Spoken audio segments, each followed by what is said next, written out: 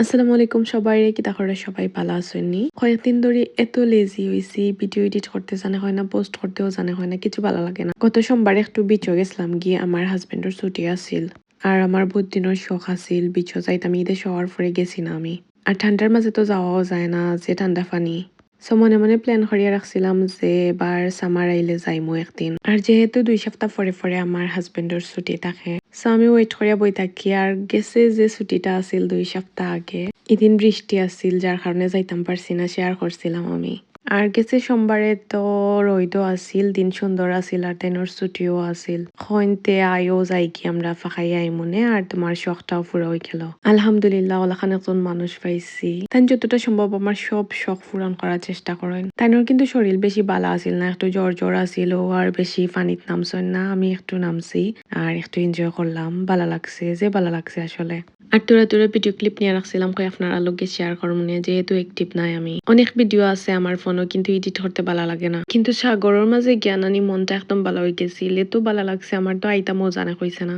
অনেক সময় আসলাম এন্ড পরে যত সময় সাগরের পাড়ে বহাত আসলাম এত ভালো লাগে সাগরের সাইডে গেলে লাগে যতক্ষণ সাগরের সাইডে আছি মানে দুনিয়ার সবটা ভুলি যাই যে মনের মাঝে কোনো কষ্ট থাকলে অশান্তি থাকলে কোনো স্ট্রেস থাকলে সবটা লাগে ভুলি যাওয়া যায় এত ভালো লাগে আর আমার হাজবেন্ডেও গফ করবা তাই যে সময় আগে একলা আসলা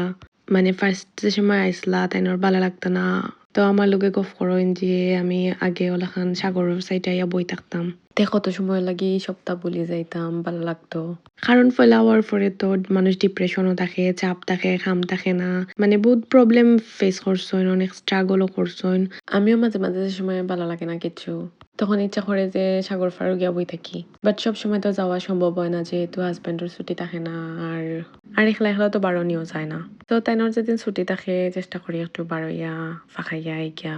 মন ভালো হয় আর কি আপনারা কার কার সাগর ভালো লাগে অবশ্যই কমেন্ট করিয়া জানাইবা আর তো অনেক সময় এনজয় করিয়া দেন পানিতে কি উঠি গেছি হয় ঠান্ডা লাগি যাইব আখতা দরিয়া যে ঠান্ডা আছিল পানি আমরা একটু বিকালের দিকে গেছিলাম যাওয়ার কথা আছিল সকালে পরে ক্যান্সেল করিয়া কই দুপুরে খাইয়া বারোই মনে পারে আর পরে বাড়িতে আমরা লেট হয়ে গেছে প্রায় 3:40 হয়ে গেছে আর এখানেও যাইতে যাইতে তো 4:30টার মতো হয়ে গেছে আর দিনটা কিন্তু যে সুন্দর আছিল পরে আরো কত সময় সাগরের সাইডে বহাত আসলাম প্রায় 1 ঘন্টা যাবত দুজনে বয়া গফ করছি যে ভালো লাগছে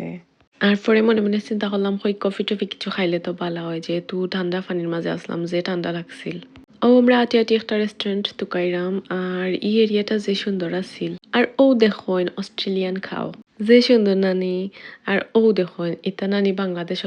হকার মার্কেট আর ইতা নানি বেশিরভাগ বাঙালি হলে লইয়া বসছেন বাকা সুন্দরও লাগে একটু বাংলাদেশ ফিল আইছে আমার মেলা আল্লাহান লাগে পরে গেছিলাম গিয়ে একটা রেস্টুরেন্ট গিয়া কফি খাইলাম কেক খাইলাম খাইয়া তারপরে আমরা বাসার উদ্দেশ্যে রওনা হয়েছি আর তোরা টুকটাক শপিংও করছি এত তার ব্লগও এড করাম না যেহেতু ভিডিও অনেক লং হয়ে গেছে ওকে সবাই ভালো থাকুন আল্লাহ হাফিজ।